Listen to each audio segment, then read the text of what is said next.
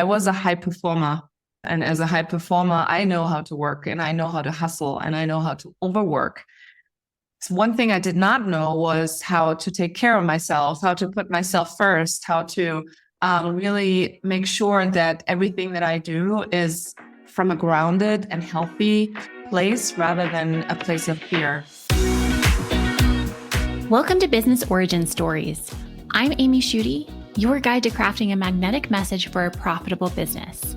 This is the podcast for you if you're ready to claim the transformative power of your own origin story and use it to create a brand that finally stands out. We're here to level up, but more importantly, I'm here to help you elevate your influence, your community, and your impact on the world. Go ahead, hit that subscribe button wherever you're listening. And remember, the stories you tell yourself are your greatest currency. Welcome back to the Business Origin Stories podcast. Today, I have the honor of interviewing Nicole Wehn. She is a published author and a success embodiment coach for high-achieving women in Germany.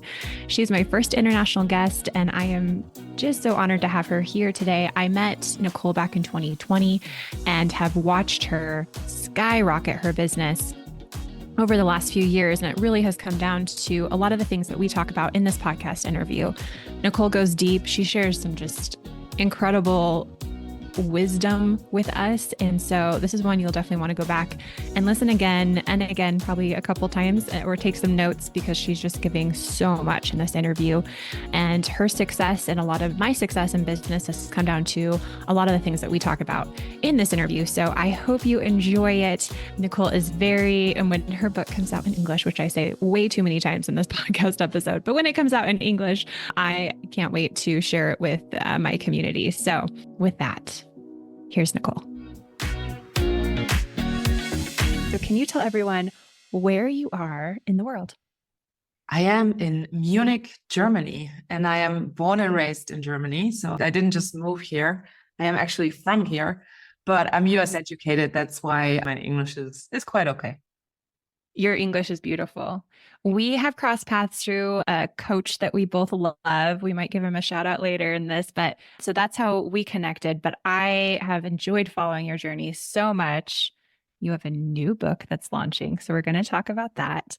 But I want to know, or tell everybody, what problem are you solving in the world? What kind of expansion are you creating? Tell me what you do. I help ambitious female online entrepreneurs to really make an impact without the hustle, without the overwork, without the overwhelm, and really create a business and a life that they love. And so they have more time for their families, more time for the people, for the things they really enjoy, and experience true freedom and financial freedom, of course. That sounds so good. That sounds so good and so juicy. You came to this work after doing a lot of work in business and marketing, and then you've maybe not pivoted exactly, right? Because you're bringing all of that into your coaching with you, but you've added this transformation piece, which is really cool. Can you tell us a little bit about that story of moving from strategy and tactics into this new work that you're doing, which I believe is truly the way forward, which is why I'm so thrilled to hear everything that you're doing, because I think it's what's going to shake everyone out of the status quo and help usher in this next era of personal branding and marketing. So give us that story.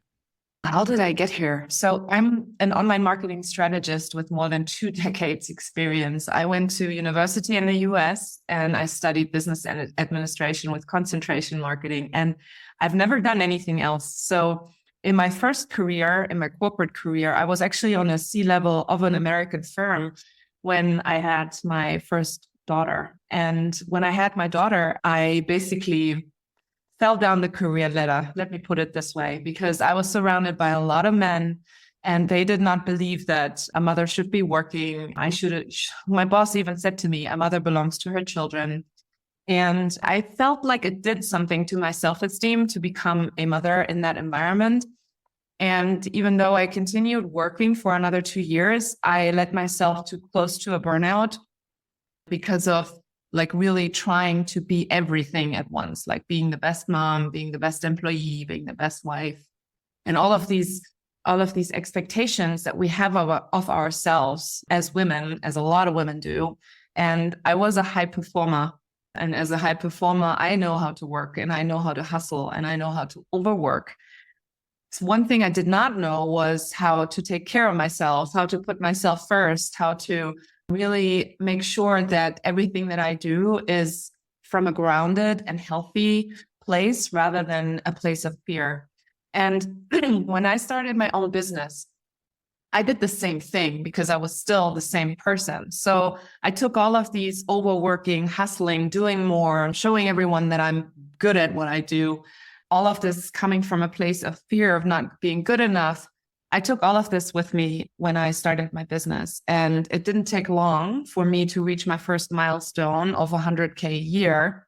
But it also did not take long for me to reach almost close to a burnout again, which was about at the same time. So I was so focused and death gripping my goal of 100K a year that I did not even realize that I achieved it. And actually, one of the women in my mastermind, she, after 10 months of me going, like, literally bitching about how much I did not like my business, how hard it was to create the revenue, how people were not buying and all of the things, she asked me, like, it's just out of curiosity, how much revenue have you made this year? And I looked up in the program and I was like, oh my God, I'm at the 100K.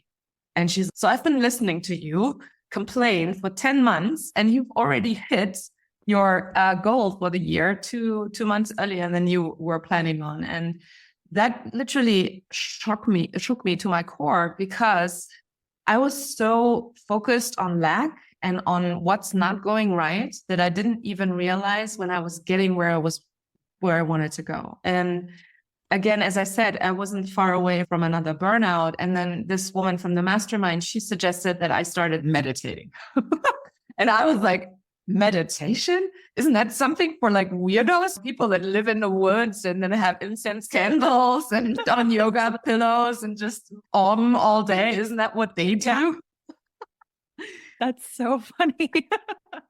And I was so left brain, masculine, educated, experienced, everything. I've always worked in male-dominated industries. The last company I worked for was a lawnmower engine company. And before that, I was working in Formula One, which is car racing. And I was always surrounded by lots and lots of men. And I thought that being a woman, crying or being vulnerable or sharing your feelings is like something very uncomfortable for me. And so at that point, when she suggested that I meditate, I was like, okay, I've given everything else a go. I will try this too. And I started meditating every morning for 15 minutes. And after 3 months, I finally was able to realize, because I regulated my nervous system. My nervous system was all over the place. And I regulated my nervous system through the meditation. And that resulted in me being able to see what was happening and see like how I was reactive all the time, how I was always seeing the lack in things rather than the possibility. And I just decided for myself, this is not a way forward, because I had created my own new hamster wheel of which I was trying to get away from when I stopped working in corporate. I guess as the universe works its magic, I came across a coach that ran a coaching certification to become a transformational embodiment coach. And all of the modalities that she taught in her certification were all exactly what I was looking for. So I was trained in breathwork. I was trained in emotional freedom techniques. I was trained in NLP. I was trained in regular coaching modalities. And that coaching certification really helped me to understand who I was. And at the same time, I was in this coaching program that you and I met at. And it was so interesting to me because I was I was being coached and running through this transformational coaching program is what it's called, through this coaching program. And at the same time, I was taught of how it all works and how it all comes together. And that was just magical for me because it opened a whole new space for me to really grow into and to let go of a lot of my old ways. That's how I became who I am today. So today I call myself a success embodiment coach because I combine mindset work, with strategy and embodiment. And when you look at all of the really successful people that we all see online or even offline, most of these or all of these people have one thing in common. They all embody what they teach. And embodiment is literally what's lacking for all of the people that are not at that success point yet, are not achieving their results, because we can work with the mind and we can work with thoughts and we can learn how to regulate ourselves. But unless we take the body into account and take the body with us, there's no way that we can actually create transformation. Your story has so many layers in it. Thank you for sharing that with me and with us, because I think thinking back to like when I left my job as a new mom with a baby, and then you take that same energy into creating your new entrepreneurial, whatever it is. And I think for me, I had a really hard time not needing to be needed all the time at the beginning. I don't know if that was something when you left corporate and then you started your own thing. You almost feel like, at least for me, I was checking my phone all the time and I wasn't getting all the emails that I'm used to getting. I had to like unprogram all of the ways that we learn how to work in the world, which is very masculine, and then reprogram a different way of being, which is really hard work. And I love that you found modalities and ways to do that for you and your clients. And I'm interested in that embodiment piece, because I think there's so much mindset stuff out there and manifestation. There's so many things, but I think what you're saying now is that's so important. And also, how do we do this thing within us? So yeah, tell me more about this. I want to talk about your book, because you put a lot of this in your book with your 7-step process and some of the other things. I really want to get there. But when people are listening to this and they're like, I don't even know what breathwork is, or I don't know what that means, can you tell me what are some, maybe 2 things that you started doing beyond meditating, or that you coach your clients to do, that really help people move into that next level of embodying whoever they need to be in the world to really achieve their goals? So when I speak about embodiment, what I always also talk about are the success saboteurs, right, that I've found over the course of my work. And these success saboteurs are, for example, perfectionism, procrastination. All people know these. Imposter syndrome, the inner critic, the fear of not being good enough, the fear of other people's opinions, and also the fear of stepping into your own power or your own greatness. I find that these 7 are actually very common in women, I must say. Men are a lot more, like we know, the masculine energy is a lot more moving forward, just getting things done, not being all in the emotion stuff. But we as females, we are cyclical people, and we run through circles in our month usually as well. So our hormones are naturally already like going through a cycle, yet we're trying to always perform at the same quality or the same level of power.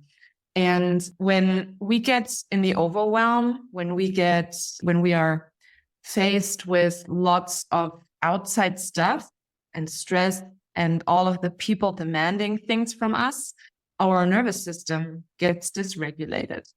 And the way it shows up is by procrastination, for example, or by perfectionism, which are all, let's say, red flag behaviors of the fact that right now we're actually not in a place where we can make different decisions or new decisions.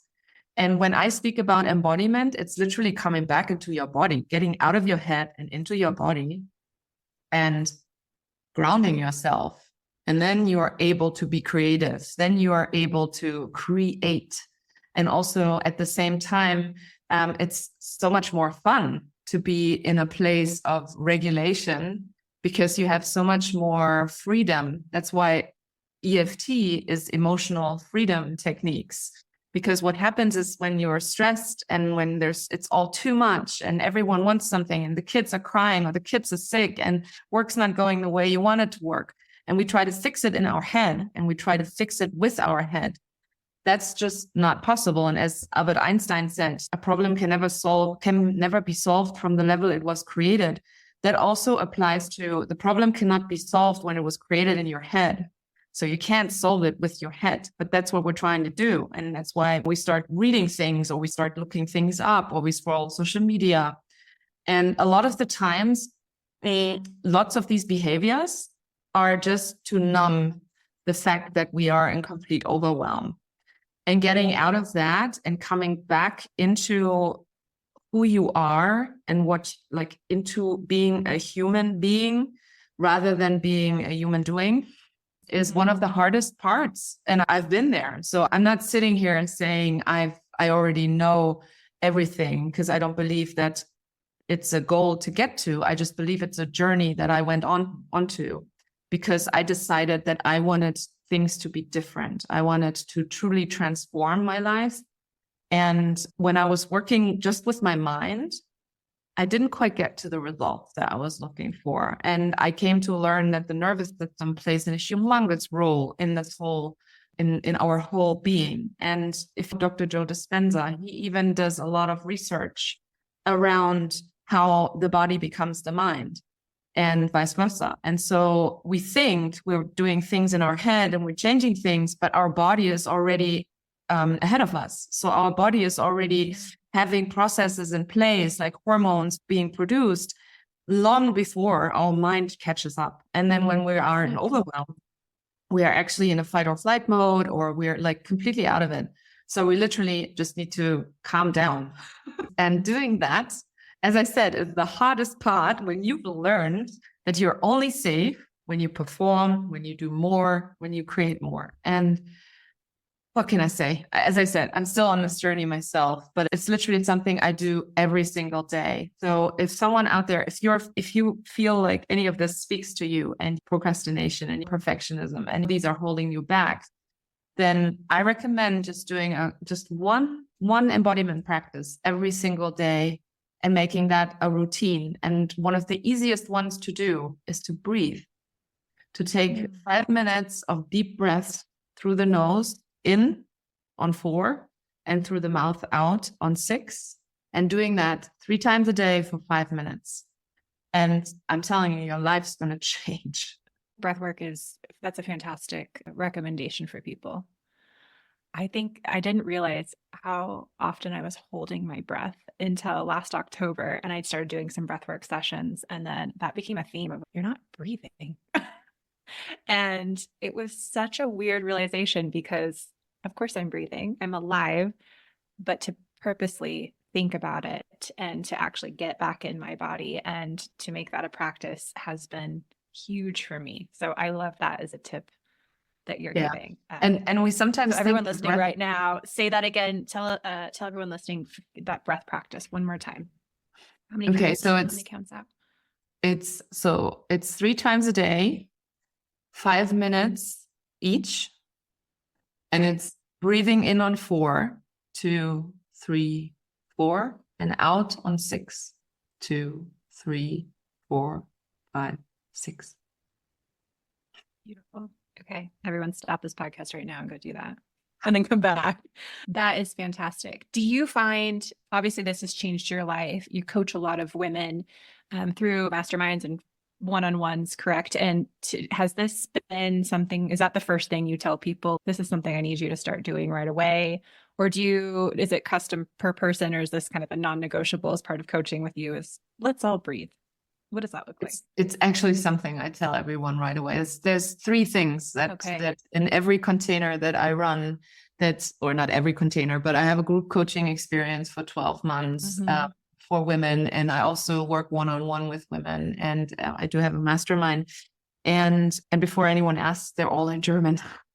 Just have to say that, because I was in international podcasts before, and then people reach out to me. They're like, "Can I join your program?" And I'm like, "Oh, this is awesome, but no, because it's all in German." No, you don't.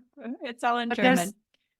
There's 3 practices that everyone has to do, and one is the breathwork practice that I just shared. Another one is gratefulness practice, writing down 3 things that you're grateful for every morning and every evening. Not only once a day, but actually twice a day. It takes you literally 60 seconds to do that. And the third thing is to say, I love you to yourself in the mirror 3 times a day, 15 times. And that has completely changed my own life. And I do that to this day, every single day, because it just feels good to tell myself that I love myself. And looking at yourself in the mirror and saying that. Yeah. Is that hard for a lot of your clients? In the beginning, it is, because because they feel funny when they do it, right? That's not who we learn. We don't learn to tell ourselves that we love ourselves. And yet something that we love, we will always take care of. So it's just natural to tell yourself that you love. You tell your husband and your kids you love them, right? So why not tell yourself that you love yourself? I think that's amazing. I love that. I'll start putting that into practice. It's uncomfortable. I did some mirror, do you call it mirror work? I don't know what you'd call it, but that where you're talking to yourself, and it's been a while, but I remember the first few times feeling wildly uncomfortable and vulnerable and all the tears. Like I don't know. It sparked all those things where I was like, what is this? That's okay. Thank you for sharing that recommendation. I actually think it's the reason why it gets so emotional is because you basically long for your own attention and your own acknowledgement. And we look for it on the outside world, yet we don't give it to ourselves. So anyone listening, if you ever just want outside acknowledgement, just look in the mirror and give it to yourself, because it will definitely change your life, because then you won't need outside validation in order to feel good. You will actually feel good because you love yourself. I can imagine that's a pretty strong, powerful way to shift this numbing behavior where you're saying we're scrolling social media, or we're just keeping ourselves so busy we can't breathe. We don't even have time to meditate because we're so busy, which is just really a form of numbing, and all the 7 steps that you spoke about, right? It probably combines everything into one. So I can imagine that would shift you pretty quickly. It does, yet it's not a magic pill. So it all depends on what type of, let's say, experiences you already had. And it also depends on the experiences that your ancestors had. Like there's research showing that 7 generations, the nervous system memory goes back. So the nervous system of the past 7 of your own generations has been passed on to you from your mother's side. So I don't know who my ancestors were aside from my grandparents. So great-grandparents would even know about, or great-grandparents. And so we don't know what they've been through. And yet some of the residue of what they've experienced is still in your epigenetics. Epigenetics? Is that the word? Yeah. Yes. That's a big deal. Why, Nicole, do you think is this work so important? I think we hear this. Okay, that sounds important. But then also, okay, I'm running a business. I'm still used to being in my masculine of going, what's at stake here if I don't start embodying this thing? Or for someone that maybe hasn't gone down this part of their journey if they're an entrepreneur or something else, why is this so critical for all of us to listen to and start bringing into our life and practicing? Aside from the fact that we will live a healthier and happier life, you mean aside from that? Besides that, no big deal. Besides that you'll be healthy and not burned out. It's actually a matter of money. It really, your income will explode when you fully embody what you teach. And I've done it with clients over and over again, and I've done it myself. And it's literally like my income has always doubled every single year just by working on this piece, because that's the thing. All strategies work. It really depends on the person you are being. If you are a person that's, it's always hard for you, or it's always a lot of work for you, or you're always the odd one out, then you will also experience that when you use certain strategies. It will be hard for you. You will be the odd one out. So everyone else, it will be working for everyone else, but for you, etc. And these are all identity pieces that we don't think about when we start a business, right? I never thought about what my identity is when I started my business, but I could feel getting to the burnout. That was for me, that was my wake-up call. But I also work with a lot of women that haven't burned themselves out yet they haven't seen the growth in the business as they were hoping for. And a lot has to do also with attachment. Attachment is, I think, the biggest piece, like the biggest spiritual piece. And even the Buddha already said that attachment is the cause of all suffering. And it's literally like you can double, triple, or quadruple your income just by showing up confidently and being a wonderful, or really stepping into your power and claiming what kind of work you do and the incredible success you have with your work and the results you get with your clients. But I don't know about you, but I had big problems with sharing how I was always like, this is okay. And it's not only me, and it's also them. And I was like, it was really hard for me to literally claim the incredible coach and mentor that I am. And sitting here and saying this about myself right now has taken me 4 years of work, literally, because I learned to be humble. I learned not to brag. I learned not to stand in the limelight, but rather give other people the limelight. All of these things and all of these conditionings has caused me, when I started my business, I could celebrate my clients and I could celebrate their wins. But I would always say, well, it has nothing to do with me. And I remember one of my clients, she had made 70K in 7 weeks revenue, which was incredible from where we started at. Like we started at 2,000-3,000 a month. And so making 70K in 7 weeks was an incredible success. And she was like, I'm so grateful. I'm so grateful to you, she said to me. And I said, it has nothing to do with me. And that's not entirely true. I go first. So I'm the leader of my community. I go first. I do all of the things that I teach my community or my clients. I do that on myself. I try it on myself, like all of the strategies I teach, all of the embodiment modalities I teach, all of the mindset work. I do this daily myself. And by doing so, I can literally say this will change your life. But it took a time, it took a while, and it took a lot of, let's say, uncovering of everything that was holding me back, including the inner critic that would always say, it's nothing to do with you. You're just, who are you to just claim that? I think we all have those moments. And I hope that if anyone's listening, that you go rewind what you just said, rewind, do we say that? Go back on this podcast just a minute and re-listen to everything Nicole just said, because I think that comes up for so many of us. And we think we're doing the work, right? But the inner work, at least for me, I agree with you. It shifted my business completely. I'm going to give him a shout out. We met in Jim Fortin's transformational coaching program, and I started working with him in 2020. And from that time to now, my business has exploded from low 6 figures to 7 figures. And what I changed was doing this work that Nicole is talking about. And I think that's what's at stake, because it's not just about the money, but when you're running a business and you're doing these things and you're burning out and trying all these strategies, and there's so many strategies, every single second we open up Instagram or anything, everyone's trying to sell you something, a course, a coaching, an AI bot, something for this, right? It's just loud and noisy. And do you need all those things? You could have all of them and still be not successful in your business, right? Because it comes back to you and it comes back to who you are as a leader in your business. And I think that is the most powerful thing that we can do in this world. So, Nicole, thank you for sharing all that.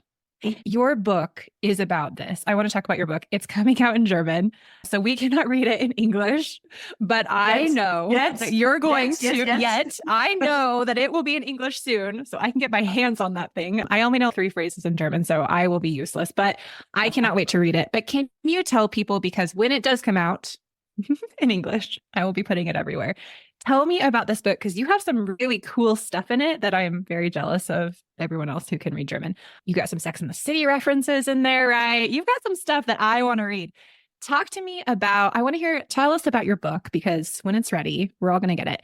And then I want to know too about the process of writing a book, because I'm assuming a lot of people who listening to this podcast will eventually want to write a book, have a book idea in their head. That is a natural step for a lot of entrepreneurs. And it is so cool to see you just going for it. So tell us about the book. What's in it? Why should we read it when it comes out? And then let's talk about that process of writing it, because I'm sure that brought up a whole bunch of imposter syndrome and other things that you had to work through. So the book's called No Compromise, The Art of Being Yourself and Getting Everything You Want in Life. And the book is about how to literally be yourself and get everything you want in life. And it includes, which I'm really proud of, is I looked at the Sex and the City characters because I'm a great fan. And I was living in New York City in '99 when the show first aired on HBO. Remember those days when we were still watching TV, 8:00 in the evening, Monday evenings to watch the show. Yeah. I know. I'm aging myself because I said rewind earlier. Who does that? Yes, I'm a great fan of the Sex and the City show. And I've always thought that these 4 women are incredible entrepreneurs. And I felt like they were such role models. And for the book, I don't even know how it came up, but I was sitting down with a mentor that I was working with in creating the book. And I was talking to her about it. And then I just I think just like that, the sequel of the show had just started airing. And I was like, we have to analyze the 4 personality types of these 4 women and just share what we can learn from them. And so we did. And there's even an interactive part, like a test you could take, but it's all, as I said, in German for now. And I will make sure I will talk to my publisher to see how soon we can get it out in English, because I would think that's incredibly cool to launch my book in the English speaking realm, because I'm connected to the US and the UK and all of the places. But I'm also sharing a 7-step process of how to create a personal brand from the inside out, because I believe that personal branding, we all are personal brands. It doesn't matter if we run our own business or if we are employees. We're always, all day, always selling ourselves and having certain roles that we fill. And becoming aware of that, and then literally deciding on how you want to be perceived in the outside world, is again an inside job, because first you need to know who you are and who you are truly. And that's one of the first questions I ask in the book, actually. It's the first step for me is always awareness, becoming aware of yourself. The self-awareness piece is so big because it helps you to literally know what you're doing, why you're doing it, and then decide differently. Because a lot of the times in the mindset work, people talk about just stop doing what you're doing, stop thinking what you're thinking. And what was my greatest hurdle was that most of the times I was not aware of what was going on. And even though I read all the books, took all the trainings, did all the things, it was really hard for me to really grab all of these concepts. And we met in 2020 in Jim's program. And I think it took me at least 2 years, like 2022, to really understand what it means to stop myself from thinking a certain way. And so self-awareness is the first step. And then I lead you through the rest of the process, where I also talk about embodiment practices like emotional freedom technique when your emotions are all over the place. I talk about breathing in order to regulate your nervous system and start creating or being in a creator mode again, because you are regulated then. And I also talk about journaling, for example. It's actually one of my favorite tools. I have a stream of consciousness journaling practice that I teach my ladies, and that's something I share in the book as well. I feel like I'm like watering your mouth. So you're like, really? I can't. I know. When do I get this? Yeah. I know. Talk to that publisher as soon as you get off this call. And I think the whole purpose of the book is literally, and I put it on the back of the book, I say the future is female. And I truly believe that. I believe when we women truly step into what incredible human beings we are and really embrace our greatness, I believe that we can literally change this world for the better. And I also believe that once we step into this type of awareness and this type of power, it opens up so many things, because there's the ripple effect with our children, for example, the way we lead ourselves, the way we model them how to lead yourselves, and One of the reasons why I wrote the book is my mom, who I was really close with, she passed very suddenly 5 years ago. She just basically dropped dead at the very young age of 63. And my mom was only 22 years older than me. And at the time when it happened, it was so sudden that the first year I was just in a fight mode to just survive, to just function somehow. And after a year, I started waking up and I started asking myself, if I only have another 22 years to live now, how do I want to live? And what do I want to leave behind in this world? And it made me aware that my mom was always waiting. And at the time of her death, she was waiting to spend Christmas with us.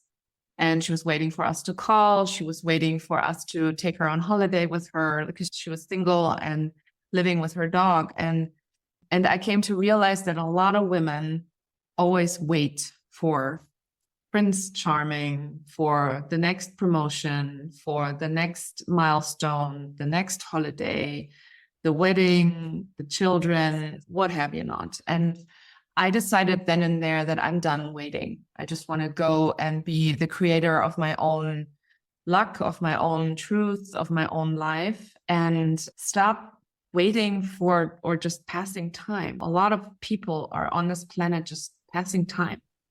And I was too. And I literally felt like I was done doing that. And I really wanted to make an impact, have an impact with the work that I do. And I came to this vision that I want to support at least 1 million women to truly speak their truth, live the life that they deserve, and really be happy with what they have, and at the same time create financial freedom beyond their wildest dreams. That's why I wrote the book. Yeah, let's get that in English so we can read it. That story about your mom. I'm so sorry about your mom. I'm sure that was just devastating, especially as a mom with your kids. And that was probably excruciating. I'm very close to my mom, so I can just imagine. But I think the story about waiting and not living our lives with intention is a huge theme that keeps coming up in so many of my podcast interviews, because there's so many of us starting to realize, oh, we can co-create our lives. We don't have to do it everyone else's way. We can do it our way. And that's scary at first. And then I think very liberating once you start to understand that. So that's a powerful message. And if you get that book in English, it'll be a lot easier to reach those 1 million women. That's a great goal. That's amazing. How was writing the book? Tell me about that process, because I can imagine that's a huge, beautiful mission to put in front of yourself and to motivate you. But yeah, I would love to know, what was this process like when you decided you were going to do it to now where no one can see you, but Nicole just held up the book and she was holding it as she was talking, and her picture's on the cover, and it's such a beautiful book. That has to just feel incredible. So talk to me about the process of writing the book. What was that like for you? So I think the first time I decided to write a book was when I was 12. And I started with a journal, like I think all 12-year-old girls do, because I had a teacher that told me I can't write.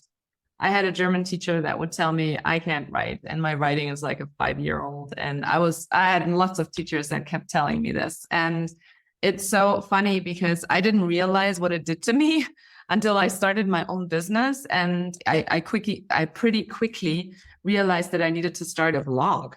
And I was like, I can't start a blog because I can't write. And I was like, where did that just come from? How can I not write? So anyhow, I started a podcast because it was easier for me to just talk. And in the beginning, I literally scripted every single podcast episode because I was such a perfectionist in the past. And I remember coming across a woman in the US, actually. Her name is Rachel Hollis, and I'm sure lots of your listeners know her because she's very popular in the US. When I say the name in Germany, nobody knows her, or not a lot of people know her. Let me put it this way. And she has this thing, the Start Your Day journal, which I'm holding up right now. And I first came across her in 2019, so about a year after my mom had passed away, because I was desperately looking for things like to understand what was going on and to hold on to. And Rachel spoke to me, and I could totally relate to her situation with 4 kids and building a business and all of the things she was talking about. And I loved her podcast. And so I ordered her books. I read all of her books, which took a while because the delivery to Germany took a while. And I tried to order the Start Your Day Journal, which she talks about nonstop or she did talk about at the time nonstop.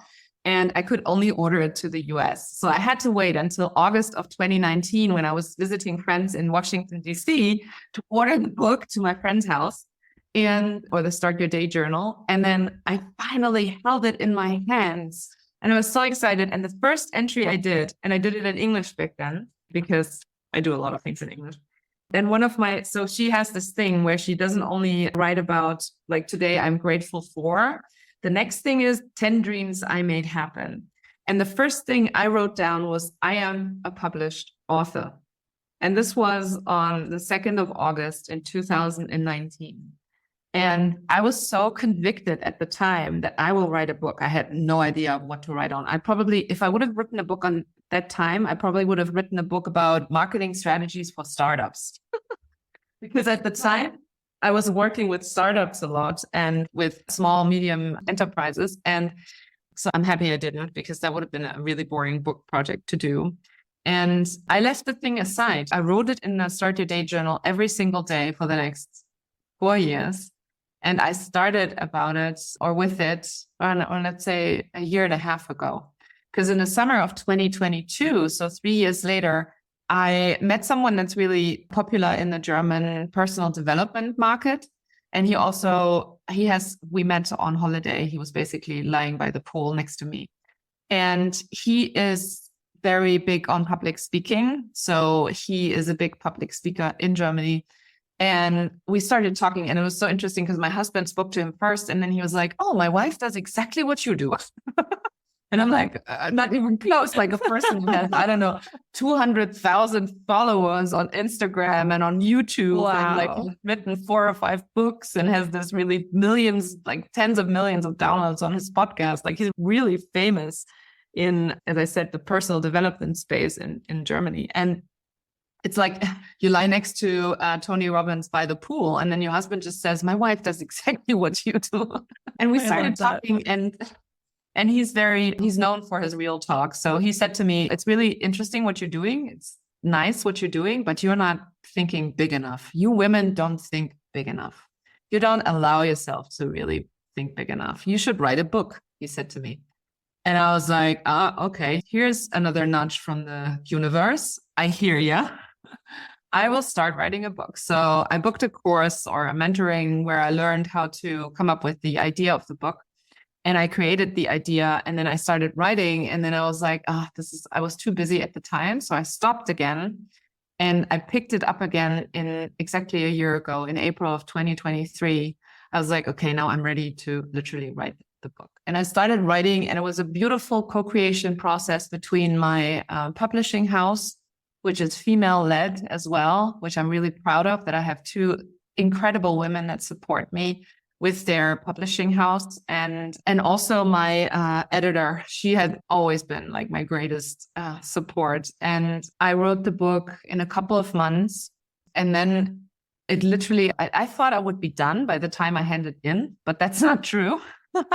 You actually have to run through lots of rounds of editing before it actually goes to press or to print. And we started printing it on February 17th of this year, 2024. And I had my first live seminar on March 9th, which would have also been my mom's 69th birthday. And on that day, on stage, I unveiled my book.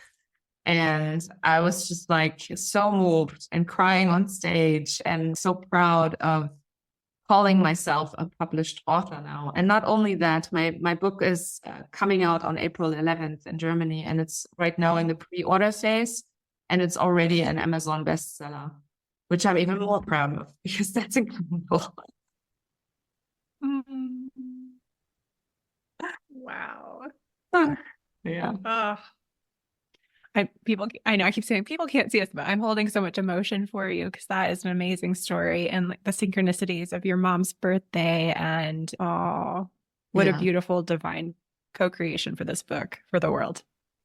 it sure is. And I think my biggest learning from writing a book was that becoming an author is an identity piece that grows on you. It starts growing on you, but I don't think I fully realized. I've embodied it now because I've written it. I have it in my hands. All it has to do with embodiment, to literally do things, hold things in your hands and stuff. But to call myself an author is still a bit new when we call it this way. Yeah, a new identity. Rachel Hollis is a lot of things to a lot of people, but I think that practice is incredible. I learned about a similar thing. I don't know if it was from Rachel, but it was something that I started putting in my practice. I think I'm going to attribute it to Donald Miller, because at the time he was doing a lot of this kind of work as well, to talk about how you can future pace your life with writing it as if it's already happened, which I think is what Rachel was saying, right? She did the 10. Donald does the idea of the story arc, picturing yourself in that story and what that looks like as if it's already happened. And so I did 3 a day for a long time and would write out the climactic scene and those things that I wanted to have happen. But I love that you waited for that journal and waited. That's commitment to be like, I'm coming to the US and I will immediately order this journal to my hotel or my friend's house. But I love that. And what a powerful practice for people to start doing too. I think if people are listening to this, Nicole's given you 1 million things to take and start implementing into your life, breathwork, and you've said a million other things that are incredible in this. But I think that practice of writing down things that really helps you embody it and become the identity piece. And our coach, Jim Fortin, with the transformational coaching program, he's who first brought that idea of identity to me in a way that I understood. And it was so powerful. And as soon as you get that and start doing things to move into your new identity, everything shifts. Like I'm working on a TEDx talk right now, and I've had to really work on I am of this identity now. This is new and this is a big deal. But it's been a shift for me to sit here and be like, who am I to do this? And then stop that. You are this, and you step into that new identity. But you can quantum leap it, but it sure does take some time to claim it and then really make it part of your fabric. So Nicole, writing it down every day as if it's already done. Do you still do this? Is it still something you do for your everything? And you still do 10 a day? I still do that because it sounds like I still do this now. It's like literally it's part of my lifestyle now. It's your habit. Yeah. Yeah, it's my habit. And it's not something I do. It's actually who I am. And that's the most important identity piece. It's literally not something I do. It's just who I am. And it doesn't mean I have to do it perfect. It doesn't mean I have to do it every day in order for it to count. For all the perfectionists out there, I see you, I hear you, I feel you. But it actually means just doing it at, let's say, 80% of the time. Jim always talks about 80% is winning. And that's exactly what I as a recovering perfectionist had to embody. Because what was really interesting, because you were talking about commitment in the beginning, because I was so always in lack and looking for the thing that was wrong. That was just habituated in my brain to look at only the things that are not working. And when I started this inner work, I was actually like, people were talking about how you need to be committed. And I was like, oh, I'm not committed. Oh shit, I need to be committed. And then I started working on this only to realize about a year later that commitment has never been a challenge for me. That commitment is actually something I do like when I put my mind to something, I just go and do it. Yeah. And that was the same thing with that journal. I got that journal. I thought it was cool. And then I started writing in it, and I did it the way she suggested it. And now I don't have her journals anymore because they still don't deliver to Germany. Yet I write in a regular journal, like a regular black journal. I just write in there, which also works because I've done it long enough. I don't actually need somebody else's journal now. Maybe one day I'll have my own. I was going to say, you need your own. Yeah. I love that. Cool. Thank you so much for sharing all of this. I feel like you dropped pure codes on this podcast. This was incredible. Is there one final takeaway or piece of advice that you want to leave with us? You've given so much. So if not, that's okay. But is there one final thing just to wrap it up and tell people this is important? What would that be? I would like to ask all, if you are listening to this and you have found one piece that was helpful to you and one piece of advice that maybe was an aha, why don't you just tag Amy and me on Instagram and share on your own story how this has helped you to learn something new or grow or have opening up a new world to you with what we shared here on this podcast? Because I know that I sure enjoy seeing people learning from what I share, and I'm sure you do too, Amy. So please do that, and also share with other people so that more people learn from this podcast here, because I think you're doing incredible work, Amy, and I'm really absolutely humbled and grateful to be on your show, because it's the second international show that I've been on. Congratulations. Where can everyone find you, Nicole? I think that's a great ask. It's a reciprocity ask, which is beautiful. Podcasts are an act of love and labor. And so getting that feedback back is just really impactful for us. But yeah, where can everyone find you so that we can tag you on Instagram? So my Instagram handle is my first name and my last name, and I just spell it. It's Nicole, Nicole, and then Wehn, Wehn. Perfect. As soon as your book comes out in English, I will link it up, but we'll link your website in the show notes so that everyone can go find you. And Nicole, thank you for sharing all these beautiful, vulnerable stories with us. I'm so proud of you. And I can't wait to see how you impact a million and more women with your big, beautiful mission. So thank you. Thank you for having me on the show. Thanks for listening to Business Origin Stories. Love the podcast? Be sure to share it with a friend or colleague and give us a review on Apple Podcasts. Join me on Instagram and make sure to sign up for our weekly email.